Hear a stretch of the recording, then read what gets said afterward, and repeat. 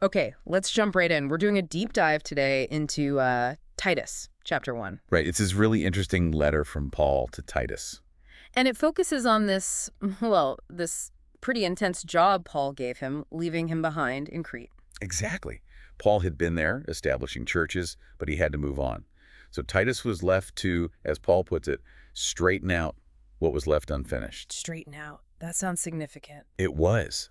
And a key part, maybe the key part, was appointing elders, leaders for the church in every single town. It's foundational stuff. Laying the foundation. And it seems like who these leaders were mattered, like, a lot. Paul gives this incredibly detailed list of qualifications, doesn't he? Oh, absolutely.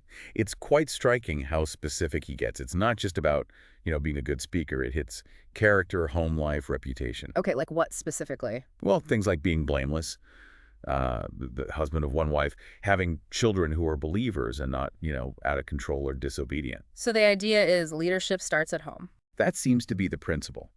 If you can't manage your own household well, how are you going to take care of God's church? It makes a certain kind of sense. It does. And then there are the negatives, the things to avoid. Right. Not overbearing, not quick-tempered, not given to drunkenness, not violent, and interestingly, not pursuing dishonest gain. Money comes up. And the positive traits. He lists those too. Being hospitable, someone who loves what is good, self-controlled, upright, holy, disciplined. It's a high bar. Definitely. But it wasn't just character, right? There was something about the message, too. Crucial point. Yes, they had to hold firmly to the trustworthy message, the core gospel teaching. Why? So they could encourage others with sound doctrine. Sound doctrine meaning, like, healthy teaching. Healthy, life-giving teaching, exactly. And also, importantly, to refute those who oppose it. So you needed both solid character and solid theology. Okay, so setting up good leadership was vital, but Crete itself sounds like it had some issues. Paul talks about challenges within the community. Big time. He warns Titus about many rebellious people, mere talkers and deceivers. These weren't just minor disagreements. And he specifically calls out those of the circumcision group. Yes, likely Jewish Christians who were insisting that Gentile Christians had to follow the Mosaic law, things like circumcision, to be truly part of God's people. And what was the impact? Paul says they were ruining whole households, teaching things they shouldn't, and often, again, for dishonest gain. That motive seems pretty central to the problem. Wow. And Paul doesn't mince words about the general culture either, does he? He quotes a Cretan prophet. He does. It's pretty shocking, actually. He quotes him saying, Cretans are always liars, evil brutes, lazy gluttons. Ouch. And Paul's reaction? He just says, this testimony is true. No sugarcoating. So, given that difficult environment and these internal problems, what does Paul tell Titus to do? His instruction is direct. Rebuke them sharply. Which sounds harsh, but you have to see the goal. Which wasn't just punishment. No, the goal was restorative.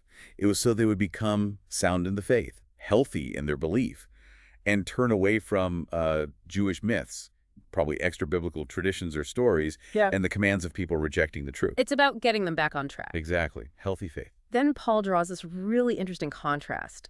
Something about purity. Yeah, it's a profound point. He says, to the pure, all things are pure.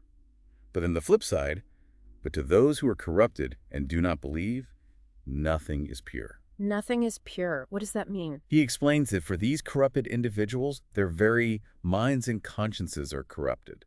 It's like their fundamental ability to perceive truth and goodness is damaged. So it affects everything. Everything. They might even claim to know God, Paul says, but their actions deny him. He calls them detestable, disobedient, and unfit for doing anything good. It connects belief, mindset, and actual behavior really strongly. Okay, so stepping back from ancient Crete, how does all this land for you, for us listening today? We're talking leadership standards, dealing with deception, corrupted thinking. Well, it feels incredibly relevant, doesn't it? I mean, think about navigating communities or even just information online today.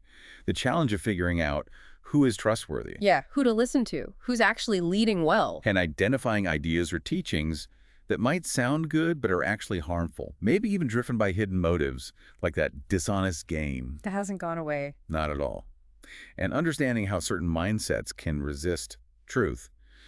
Paul's criteria for leaders, that blend of character, competence at home, and commitment to truth, it still resonates. It really does. It leaves you thinking, doesn't it? Considering Paul's standards for leaders and his description of the problems back then, How do we today, in our own contexts, discern who is truly trustworthy and what constitutes sound teaching in any community or organization we're part of?